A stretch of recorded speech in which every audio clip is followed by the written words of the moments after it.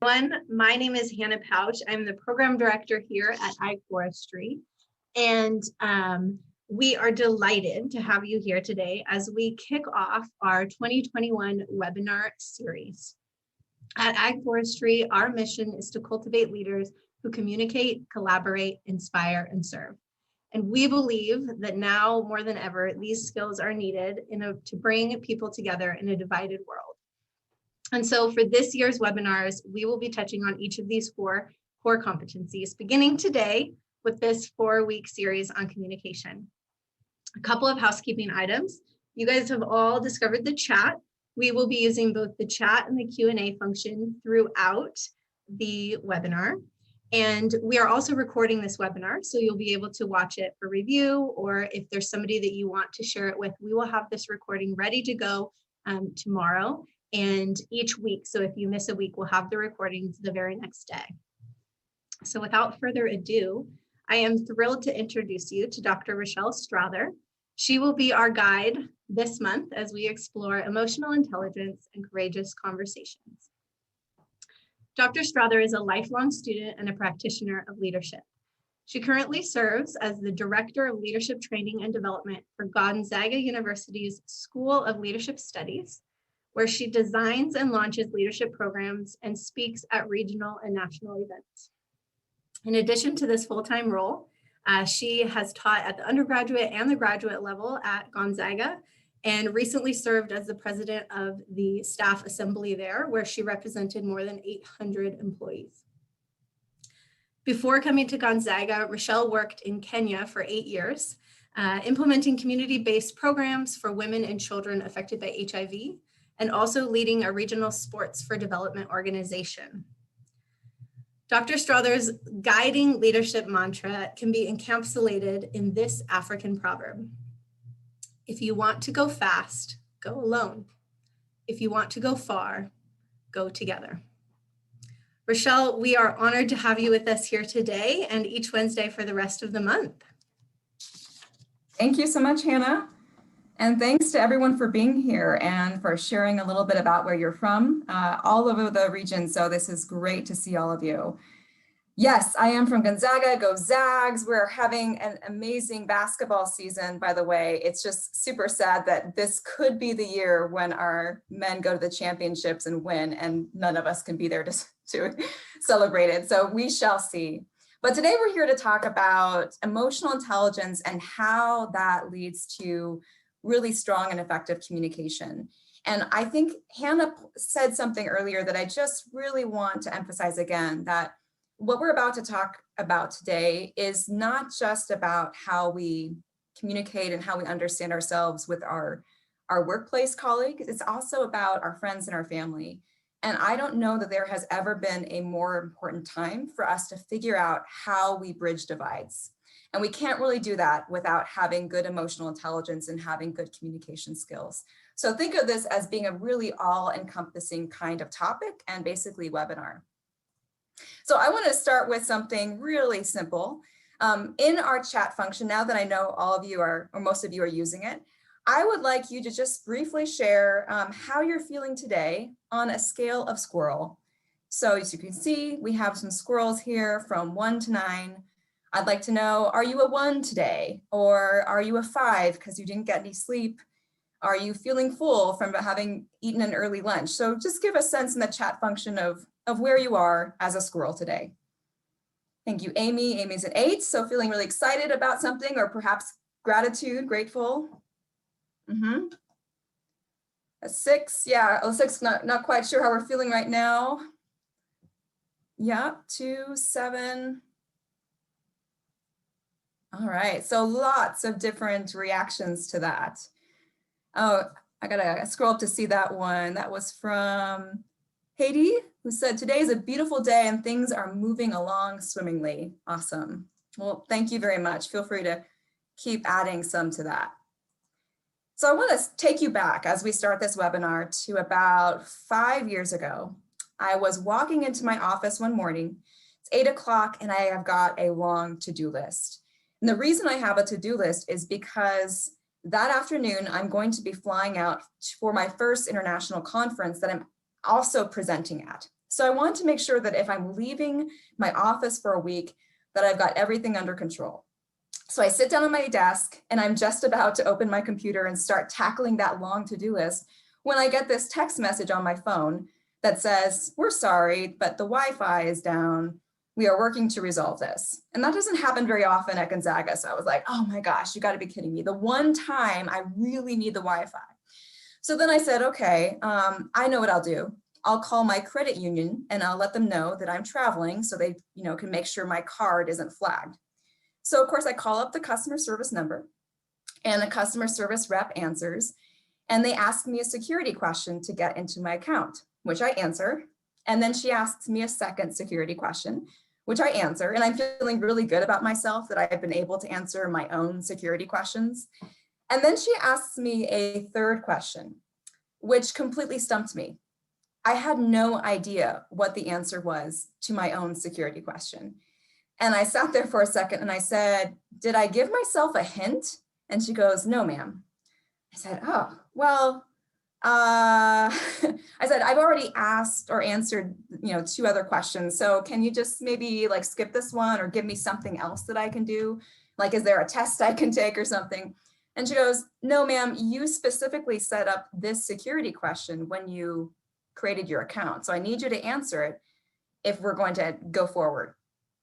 And at that moment, I started to feel something like, this feeling when your heart rate starts to increase and you start to feel a little bit hot up here, a little flushed.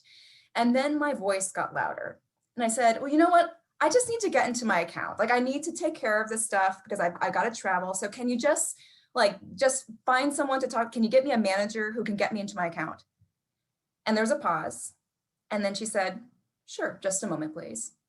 And then of course comes the music, the obligatory kind of waiting music on the phone, da, da, da, da, da, whatever it was. And it felt like 5 minutes passed, but actually was probably about 30 seconds. And I was so frustrated and impatient that I just hung up. I was like, ugh, I'll just call back another time. I'll figure out that darn security question. I'll log in later or whatever. It was about 12 hours later on the plane that I realized that maybe I had not responded very well in that situation, that maybe I had not shown up as my best self. Because in that moment, instead of reacting with patience, instead of maybe taking a breath or, calling back, I showed anger to this customer service rep. And she was doing exactly what she was trained to do, right? In fact, I am probably now part of a training video or some kind of like how to deal with irate customers webinar. I'm probably on it. And if so, I deserve that because in that moment, I was not regulating my anger and my stress, and I took it out on her. And the irony of this is that I was going to a conference to present on emotional intelligence, right? I'm going to a conference to talk about how to cope with stress and how to be aware of our emotions. And here I am not doing it on a 5-minute phone call. So what I want to unpack with all of you today is this concept of emotional intelligence and how we show up, how we manage ourselves, and how that impacts our relationship, whether it's at home, with our best friends, with our family, or with the people that we work with.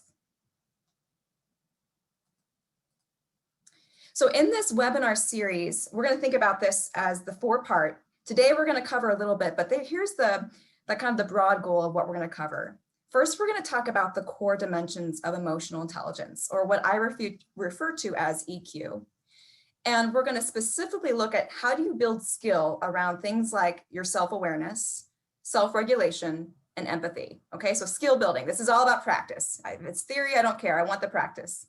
And then for the second part of our webinar series, like basically webinars 3 and 4, we're going to translate that into, okay, how do I then have better conversations when it's most important, when it's difficult, when it's stressful, when it's awkward? So we're going to talk about techniques to have those difficult conversations. So in the chat, what I want you to start with is a little activity just to get us primed. Okay, so everyone get ready. I want you to just think of your best boss, the best boss you ever had, whether it was from high school, whether that person is from a year ago, or whether it's your current boss. And I want you to just type in one trait about that boss. And that could be something like they were a great listener, or they believed in me, they saw my potential, or they were compassionate.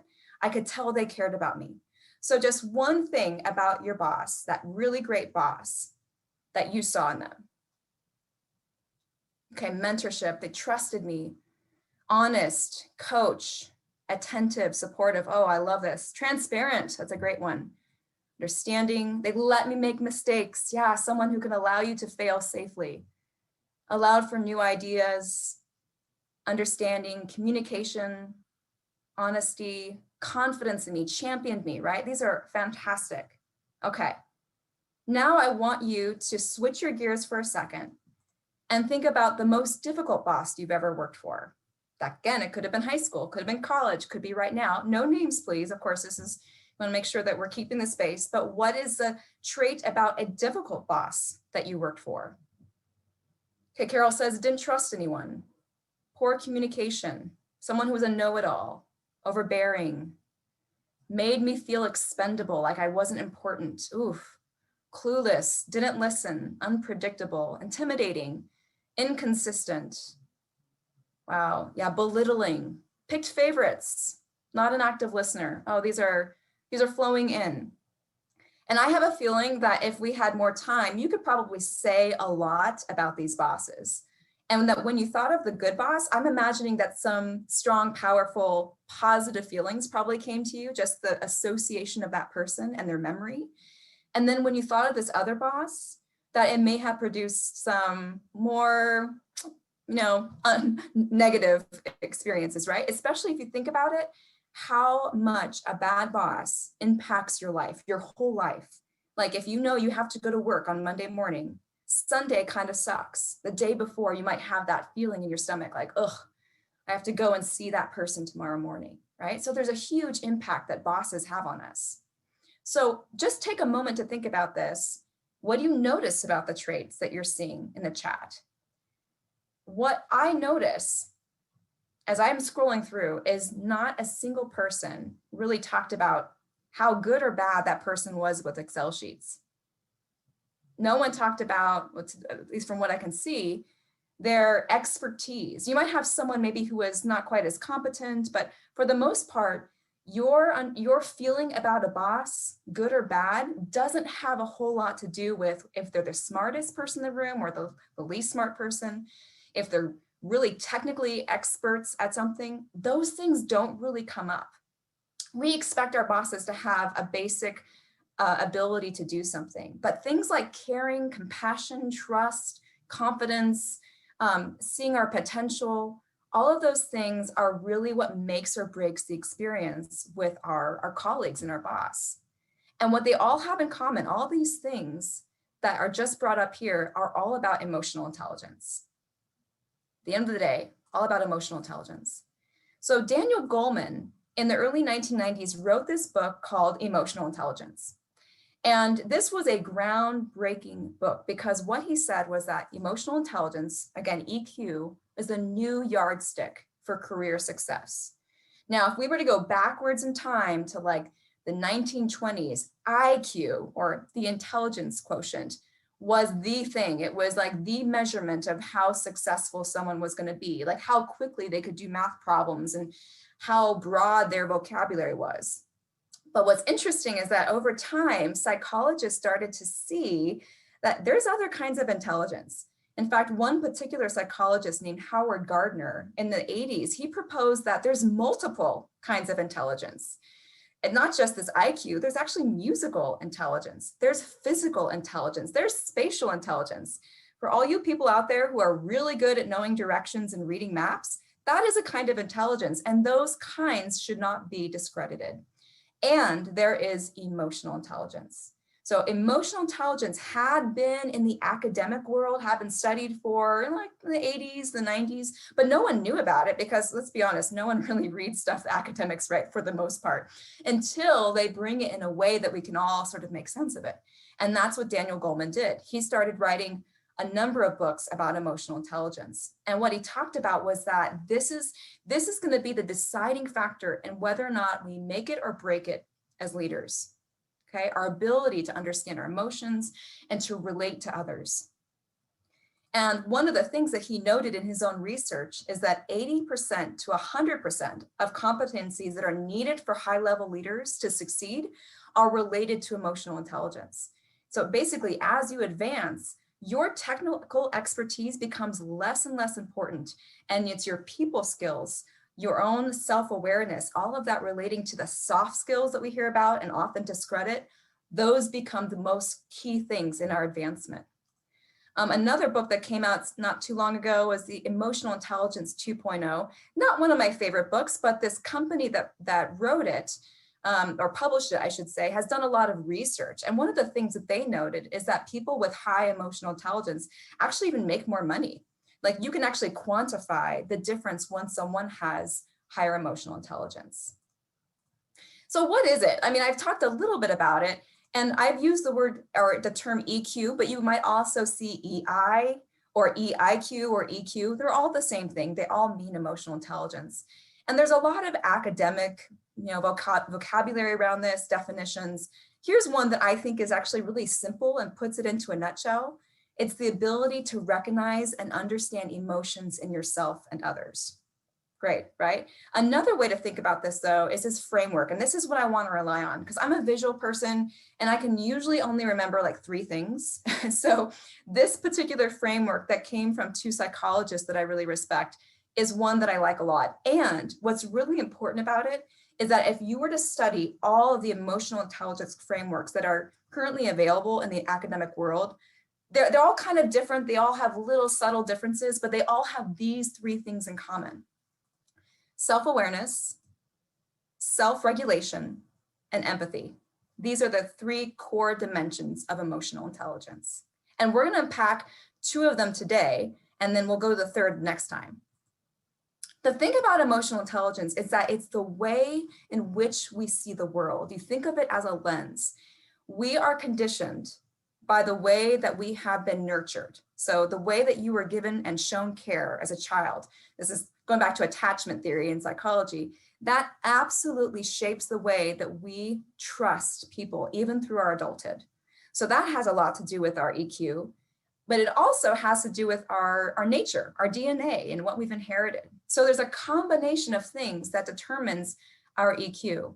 But the most important thing I want you to take away from the webinar today, if nothing else, is that EQ is learned and developmental, which is great because I suck at it. Like I can tell you, it does not come naturally to me. It is something I've had to work and work and work at. And I'm still nowhere near where I want to be. I still have moments like I did on the phone. For some reason, there's something about getting on a phone with a customer service rep that just triggers me. It just sets me over the edge. And that's where I have to practice EQ the most. IQ is something you're born with that doesn't change much over time. Whether you take an IQ test at 5 or at 50, it's not going to change much. But your EQ is absolutely something that will shift over time and improve. So we're going to start by looking at self-awareness. This is fundamental to any leader. In fact, if you were to go to Maxwell or to Jim Collins or, any of the big writers of leadership, you're going to find that fundamental is this idea that you have to be self-aware to be a strong leader. Have to be self-aware. Really, all of us should be developing our self-awareness, but it's even more important if you are in a formal or an informal leadership role. And it all really comes down to how well do you know yourself? Are you aware of the way that you impact others, of the way that you show up? And I want to share with you a really interesting model to think about your own awareness, and it's called the Johari Window. So really briefly, there's these 2 researchers named Joseph Luft and Harrington Ingham, and they created this way of thinking about what you know and don't know about yourself. And they've then put their names together and made it the Johari Window. So kind of cool, whatever. But it's actually still relevant, very, very relevant today, even though they made it in 1955. So here's how you think of it. Imagine that you just have like a window, and you're welcome, like if you have a piece of paper in front of you, to just jot this down. You might actually find this kind of interesting. At the top, you might have what I know about myself and what I don't know about myself. And then on the sides, you might have what others know about me and what others don't know about me. So let's think about what's in each of these window frames. In the public frame, those are the things about yourself that you're pretty public about. You disclose, you share. I am very aware that I struggle with interrupting. I'm aware of that because I was told that, as a 20-year-old. So I make that open to people. I say, hey, by the way, I'm really bad at interrupting. I'll try to do my best not to. Don't hesitate to let me know if I need to stop talking. Okay. So now others know it about me and I know about myself. So in another frame here, we have the private self.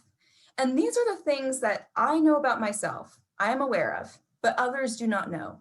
These are the things that I perhaps don't want to share, the things that are private, and we all have a private frame.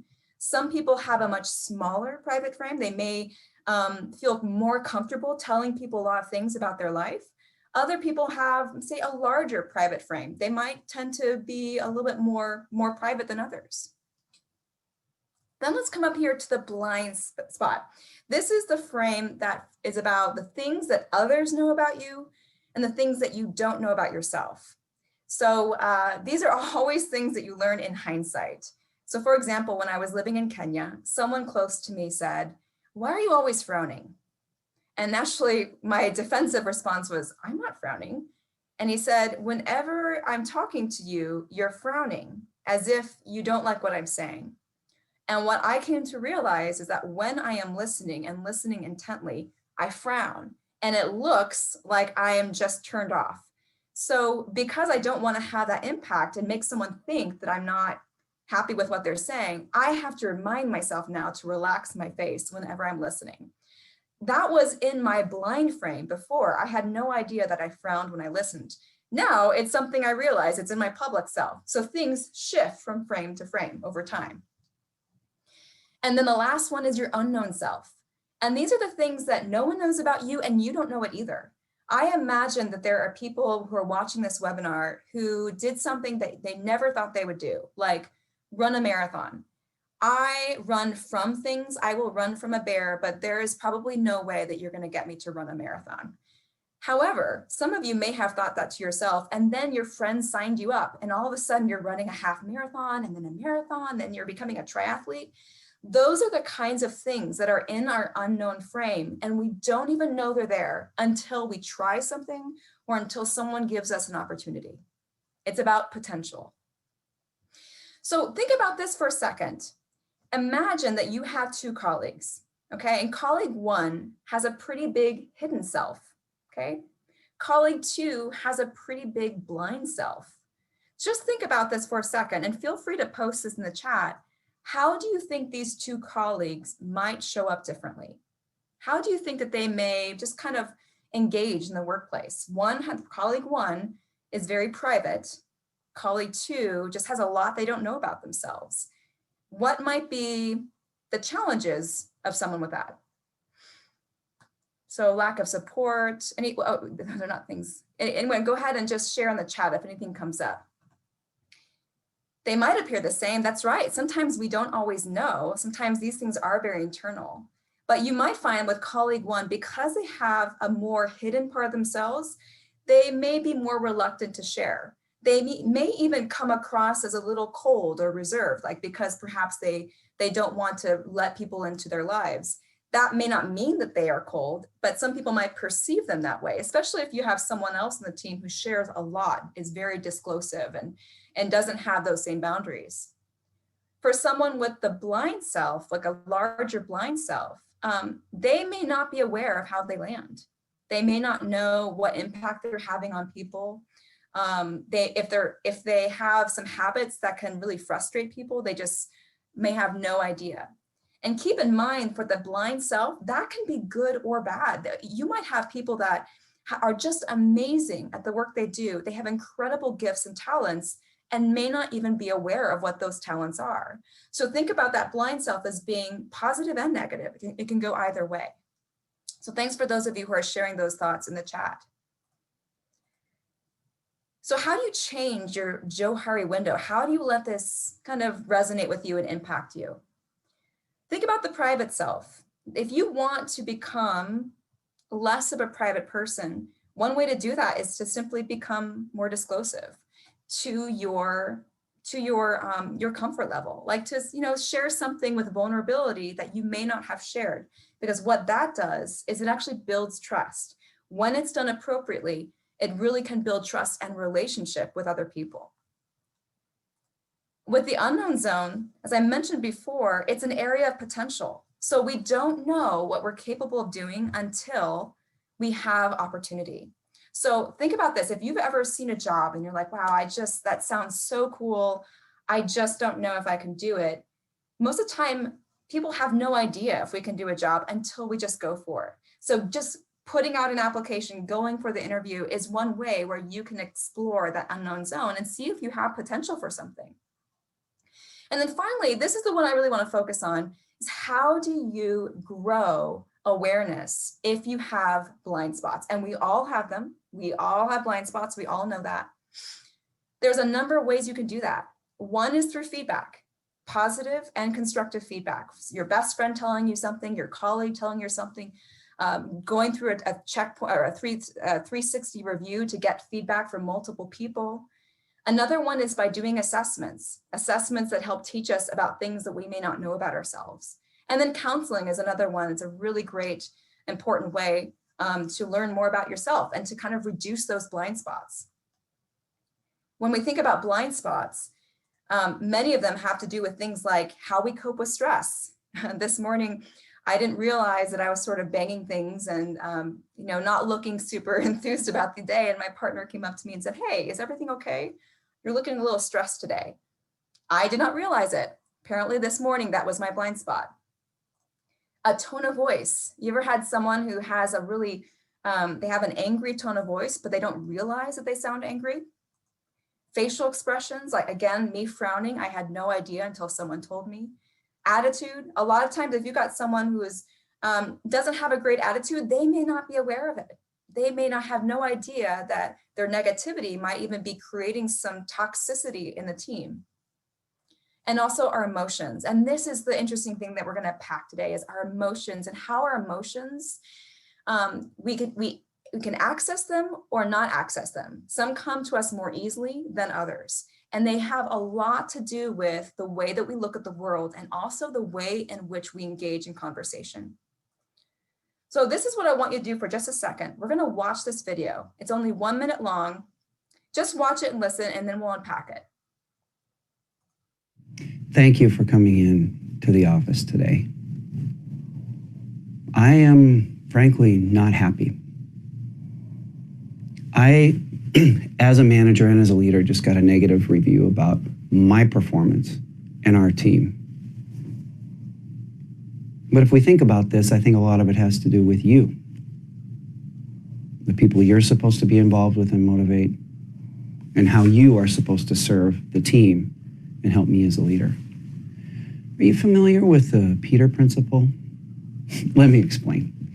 It's that an individual in an organization rises to their highest level of incompetency and then doesn't go further than that. That's not where I want to be, nor do I deserve to be. I feel like this negative performance review for me was very unfair, and a lot of it really had to do with you. I'm thinking about making a change. I'm looking for someone who can anticipate the needs of our team, who can help me as a leader. And I'm not sure if that is suited for you. Perhaps we can find a role that's better suited for your talents and abilities if you frankly don't step up to the plate and help our team perform better.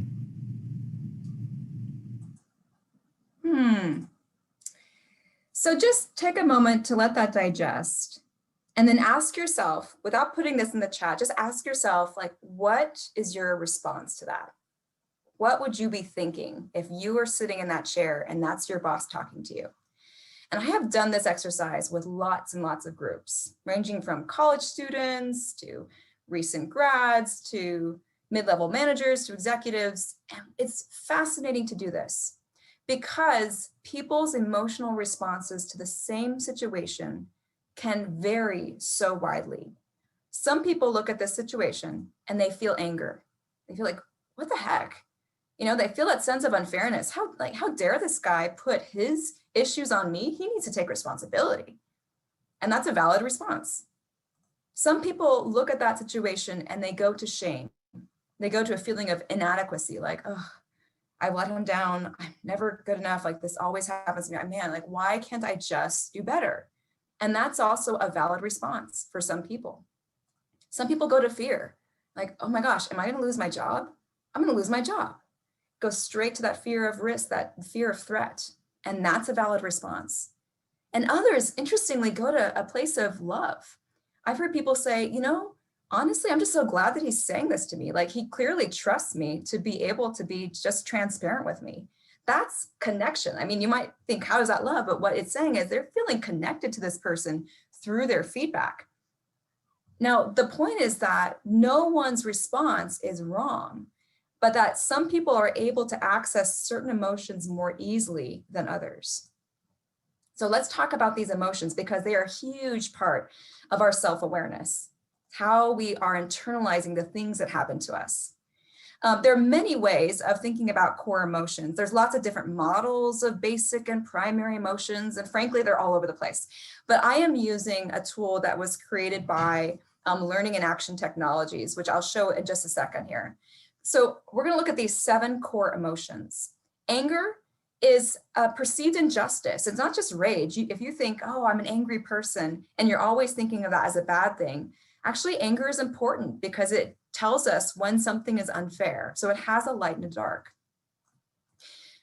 So we also have anxiety, which is worry and apprehension. And often anxiety can be about what has happened. So something that's happened that may make us feel worried about the way that we showed up or what's going on. Fear, on the other hand, is more about what's could happen. It's forward thinking, like perception, risk, what's ahead of me that I need to protect myself for. Joy is a feeling of vitality and resilience, and it's often linked to people who are really good at filling their cup and kind of regaining energy when they're feeling depleted. Love, on the other hand, is warmth and connection. It's a feeling of being with people, connected with people. Sadness is that sensitivity to loss, to disappointment. And then finally, shame is that feeling of inadequacy, something that for a lot of women, we feel even more acutely. That sense of just never quite being enough. And it's different from guilt. Guilt can be a good thing. Guilt actually is very productive. It tells us when we need to fix, when we need to repair. But shame takes it like a whole depth, a lot further. And what it does is we internalize it into I am bad. Not just that thing I did was wrong, but we internalize it to what I am wrong. So we have to be really careful about these emotions. So think about this for a second. What kinds of emotions do you access easily? Sometimes we bundle emotions. Like for me, if you think about that situation I told you about at the beginning, I went straight to anger. Anger is an emotion that's pretty familiar to me. I grew up in a house where there was a lot of anger. It was easy to see it. And therefore, we all became pretty comfortable yelling and showing anger. Okay, so I can go to that pretty quickly. Other things I bundle underneath. Okay. I want to show you just a little example of someone who took our EQ profile, which is an emotional intelligence assessment that we do at Gonzaga. And when people take this assessment, they watch 8 videos that are all stress-inducing situations in the workplace, like a boss giving you bad feedback, telling you that your writing's bad, someone who's gossiping to you, someone asking you to do something unethical. And then after you watch these little vignettes, you're asked to answer a number of questions. So let me show you how one person showed up when they answered questions about these videos.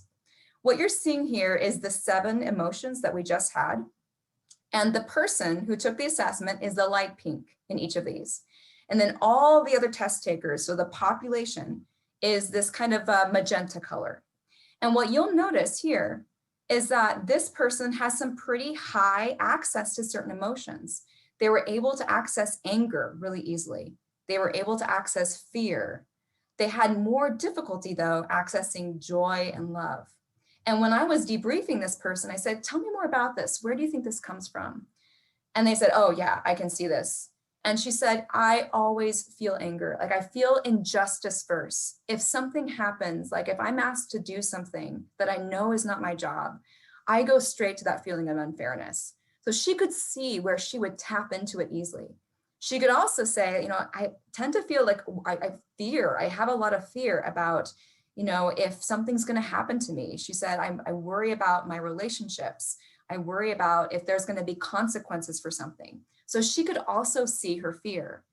The challenge for her was that because her joy and love were low, she had difficulty feeling connected to people. And sometimes she had to struggle to get up to a place of feeling that kind of connection, because everything else started with anger, started with fear, and only later would she feel connection. And that was in stress. So let's go to another example. This is a different person, same assessment, same videos, but totally different response. And you'll notice for this person, they had very low access to anger, very low access to anger. They also had very low access to anxiety. They didn't worry a lot about their relationships, but they also had kind of high access to shame, high access to sadness. I asked them to tell me more about that. And the sadness came from the fact that they lost people early on in their life. They lost a brother in high school. Their mother was in a wheelchair from a car accident when they were 12. They were very accustomed to things in their life that created sadness. So sadness was an emotion that came pretty easily to them. It wasn't one that they ran away from or one that made them uncomfortable. But they could also go to shame. And this is something I really want to point out here. The person would go to feelings of inadequacy, like I'm not good enough. And then because they didn't have much anger, they wouldn't always see that sometimes things were just not fair. So as a result, they would do more and more and more, always trying to be better, always trying to make something better because they felt they had to, and never really getting upset about it. Like never noticing that maybe I shouldn't be taking all of this on. Maybe actually some other people should help me. So these are some ways in which different access to emotions can show up for us. They show up differently depending on how we were nurtured as a child and then our DNA, as I mentioned. One thing that can be helpful for you if you struggle to figure out, like, what am I feeling right now? I want to grow my self-awareness, but sometimes I'm not even sure what I'm feeling, is a truth target. And this is a way of thinking about the emotions that you show up, the emotions that people see, and the emotions that are actually going on. So think back to that example I told you. When I was talking to that customer service rep, I showed anger. That's where I went. That's what was coming up. But what do you think was really going on in that moment? What do you think was really happening for me? Feel free to share in the chat if you have an idea. Why was I showing up with anger? Anyone have a clue? Think back to what was going on for me. Stressed. Yeah, I was stressed about what? About being ready for this conference, about the high stakes situation of presenting and leaving my office for a week and worried that things were going to fall through the cracks. So deep in that was anxiety and fear. But what other people saw, unfortunately, that customer service rep got was my anger. So sometimes we need to just sit and do a quick check, like what's really going on for me? Great kind of question to put on a Post-it note. What's really going on for me right now? I had a student in a class about 5 years ago as we were talking about emotions, and he raised his hand. He was sitting in the back of the class, really tall guy sitting in the back. He said, what if you don't feel anything? And I said, can you say more about that? And he said, I just don't feel anything ever. And he says, I mean, you could ask my friends. And he even went like this to the guy next to him as his roommate. And his roommate's like, yeah, like he doesn't feel anything. And I said, well, that would be something really interesting to unpack, to try to figure out why. And let's work on that together over the next few weeks. Because then he took his emotional intelligence profile. And sure enough, he didn't have access to many emotions. Everything was pretty low. So a few weeks later, after he and I had had some sessions together, talked more about it, he came in and he did a presentation to the class. All the students were asked to do some kind of presentation on what they learned about their emotional intelligence. And he came and he did a PowerPoint, and the very first picture was his father. And he said, I've been trying to figure out what's been going on, like why I don't feel stuff. He said, my father was a Catholic priest, and he was trained to always show up in a very stoic way. He was a priest and then left the priesthood to marry my mom. And as a father, he still behaved just like a priest. He never showed happiness. He never showed sadness. He never really showed anger. He was always just a baseline of emotion. And he said, I absolutely looked up to my father. He was my hero. And I have become my father. Like, I am him. And that's why I think I don't show or feel emotion. He said there was a time when someone in the family had done something that really offended his father. And the father said, we will never speak to her again. And this young man, Daniel, said, and I have never spoken to her. I am my father. So for him, he was on this journey to figure out, like, how can I let myself tap into emotions? How can I just live more fully? He went and studied abroad the next year, came back. I mean, he had all these travels in Europe. He was doing amazing things, being independent for the first time, truly. And he came back and he was just on fire. And he said, I just decided to let myself like really explore emotions. And for the first time in his life, he was able to have a relationship. Because imagine if you cannot feel emotion, how do you relate to someone else who does have emotion? How do you empathize with them if you don't have any sense of what it is to feel joy or love or shame or sadness, right? It's a really important human quality to have empathy. So some tips for building self-awareness are to use this kind of phrase. Like, let's say you're really struggling. Like maybe someone's even giving you some harsh feedback. Maybe you're in a difficult situation. This can be helpful to say, I'm feeling this, I'm thinking this, or I'm wanting this. If you have an argument with your spouse or with a partner and you're just like, I'm not sure what to do here, try this out. I'm feeling this way, I'm thinking this, and I'm wanting this. Not only does that put the onus on you and what's going on for you, but it helps you just make sense of how you're actually interpreting what's going on around you. Another thing to do is just to use that truth target. What's really going on for me right now? I think about this sometimes in the car. I don't drive as much nowadays because it's COVID, so I'm not, going back and forth as much. But when I used to drive a lot, I would notice oftentimes my stress in my shoulders or in my stomach. That's where I feel my stress. I feel like it's kind of churning in my stomach and I feel the tension in my shoulders. And I would sometimes just talk to myself in the car and I would say, what's really going on for me right now? And I would try to figure out like what was coming up the next day that I was worried about or what had happened that was making me feel that way. And then to just kind of pinpoint it, have that target, what's going on? Because if I don't really know, I can't do anything about it. And then seeking feedback regularly is really, really crucial to building self-awareness. If we are not asking for feedback regularly, then we're kind of opening ourselves up to just more blind spots.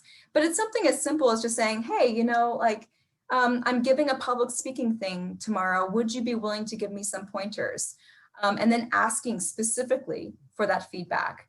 Or to say something like, hey, in that meeting, I was really upset about what happened, but how did that show up? Have someone else be the video camera for you, because we don't all walk around with mirrors and video cameras. I mean, I guess we do have Zoom now, so it's a little bit easier to see how we show up. But for the most part, a lot of us are just really unaware until we ask someone to tell us, how did I land on you today? We don't have to be neurotic about it. That would actually be really frustrating for someone, but every now and then, like, hey, do you have any feedback for me that will help me right now? So with the time that we have left, I want to just go into self-regulation, and then we'll have a couple minutes for questions, and we'll do some more. So self-regulation, it's not just as simple as coping with stress. I mean, that's an easy way to put it, right? But what it really comes down to is this. It's about not burdening someone else with your stress. Not burdening someone else with your stress. This is not to say that you cannot call a friend and talk through something that's happening to you. Not the same thing. What I am saying is that we find healthy ways to regulate stress, whether we're alone and have no one to talk to, or even when we do have someone to talk to, because there's healthy ways to do both. First of all, stress, by the way, if we're not aware physiologically what happens, this is just good to know. So something happens, like someone says something to you that cuts you off guard, makes you feel defensive. It causes some form of stress, okay, even small or large. And then the nervous system releases stress hormones, which are adrenaline or cortisol.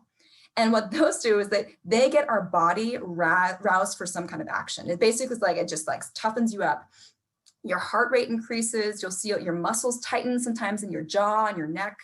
Your blood pressure rises, you get hotter, you might be breathing faster, and everything becomes sharper. This goes back to the days of when we were cavemen and there was some kind of threat and we had to be ready for action.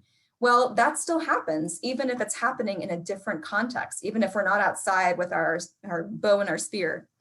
So when that happens, our body is prepping for a response, whether that's to fight or to flee or to freeze or to faint, okay?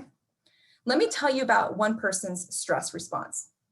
So I had a boss out of college. Her name was Holly, and Holly was an expert in her field. She was very, very knowledgeable about the work she did, and she took me under her wing. I was just a volunteer, and then she found money for me to be hired and to stay on and work full time. So I got to know Holly really well, and I always felt like she just really cared about me. At the same time, Holly had a lot of things going on in her personal life that were really challenging. Her kids were getting into drugs, they were teenagers, they were constantly running away. She had gone through a very difficult divorce. And so she was constantly in court to do something with her kids, trying to get them to counseling, all kinds of stuff. And whenever Holly came from whatever thing had just happened, whether it was a meeting or court, whatever, she'd walk into the door of our office and she would just carry everything with her. And it was like it became a cloud for the entire office. She would often walk in and be crying. She'd walk in and she would kind of slam stuff down. She was so upset with what happened. She could not release the stress when she came in. And as a result, every one of us in our little team, what we did was we just started taking her stress and carrying it ourselves. We held her stress for her because it was a rescue. We were trying to rescue her. I, being, I think 22 at the time, ended up doing things for Holly that were completely inappropriate and well beyond boundaries of a normal employee because I didn't understand that it was not my responsibility to hold her stress, okay? She did not have the ability to self-regulate. I didn't know that then. I just knew that I was really stressed too. And frankly, I would come home exhausted and worry, right, for her and for everyone. I did not know that she did not have good self-regulation strategies. That's what she needed in her life. So when leaders don't self-regulate well, they have an impact, okay? They can be very defensive if someone gives them feedback. They flip their lid, which is actually a physiological thing that happens in your brain with your amygdala. You just kind of go, whoop, and then you respond often in ways that are reactive as opposed to productive. Trust gets dismantled. If you have someone that does not cope with stress well, you probably don't trust them to have a good reaction because you may not know how they're going to react, okay? Also, you start to see a situation where everyone's responding to that leader and their needs as opposed to doing the job that they're supposed to do or looking out for others. This sometimes happens in families where there's alcoholism. People start responding to the needs of the person who is really struggling as opposed to caring for themselves. But when people do self-regulate well, leaders especially, people are more likely to be honest and transparent because they trust that the person is going to respond well to the stress. They may focus more on solutions, like how do we problem solve, as opposed to take care of this person's emotional needs. Trust and confidence is also higher when someone is self-regulating. So you might think back to that boss that you talked about, that you thought about, and just think how many of those bosses that you've experienced had difficulty regulating stress? It's a pretty common theme. So what are some healthy ways that we can cope with stress where we don't put burden on others? There's lots of things you can do, okay? First of all, we all want to get good at regulating stress well without someone else because we don't always have the ability to phone a friend. So we have to get good at things like taking a minute to exit a situation. Sometimes you just need to step out of a meeting, step out, go on a walk and come back before responding to that email that you really want to, that angry email you want to write. Sometimes you just have to exit the situation. Sometimes it's about breathing. Doing a 2-minute breathing exercise, for example, has demonstrated that it can reduce our stress hormone cortisol. 2 minutes of breathing and just focusing on your breath. Even laughing. This sounds ridiculous, but when you're stressed, the last thing you probably want to do is laugh. But actually, studies have shown that if you force your laughter, like, ha, ha, ha, you are going to reduce your stress hormones. You're tricking your brain into thinking you're less stressed. So all of these things that you see here can be good ways of regulating. I would also want to mention that it is a good and healthy thing to connect with someone else. It is a good and healthy thing to call someone you trust and to vent and be like, oh my God, you won't believe what happened. What we want to be aware of is that when we are doing that, it's a reciprocal relationship where there is balance. Because any one of us has probably had experiences where maybe someone we know would constantly unload on us and everything became about them. And pretty soon you're just sort of carrying their burden, but they're not allowing that for you either. Or they're not problem solving for themselves. They're not able to regulate themselves. So you become the burden carrier for them. So just keep in mind that whether you're doing it for yourself or doing it with others, there always needs to be a healthy balance in that, a healthy balance in that. So let me ask you this, in the chat, do you have a consistent self-regulation strategy during quarantine? You know, it might have changed. Like maybe you used to be that person, like I used to talk to myself in the car and give myself pep talks, but now that I'm not in my car much, I find that I have to do something else. So what are some ways that you are currently trying to cope with stress? And I think we all need to acknowledge that, man, the stresses now have just amplified. We may feel more comfort for those of us working from home. There may be more comforts around us, like my dog Darwin, who's aching to get into the office right now. But we also have so many more pressures than before, especially for people that are trying to help their kids do schooling while also working from home. It's a tough time, not to mention health concerns. So I appreciate people putting into the chat things like yoga, taking naps, you know, the idea that we can actually take a nap in the middle of the day if we're working from home, petting the dog, yes, taking walks, leaving the house, exercise, absolutely. Gratitude journal, all these things are really, really important. I am not a meditator. I've tried to get into it and I have not. But for me, that 2-minute breathing has been something that has helped me a lot because it feels like something I can do. And I have noticed for myself that when I've been stressed and I do that, just stop 2 minutes of breath and I just take out my timer and I do nothing but focus on my breath, it does actually release some of that tension in my body. Other people are using apps like the Calm app. Thank you, Emily. So the point is that we want to get consistent and we want to become intentional about how we regulate, because if we don't, we may be having an impact on other people that we're not even realizing. Just like today, I was apparently walking around with some stress that I wasn't even noticing, and that was impacting my partner. He was feeling it and he felt like he needed to check in on me to see if I was okay. So let's take a moment here and stop. What kinds of comments or questions do you have about the first two dimensions that we've talked about for emotional intelligence, self-awareness and self-regulation? Feel free to share anything that's coming to mind, even if it's something that has been helpful for you in building one of those dimensions.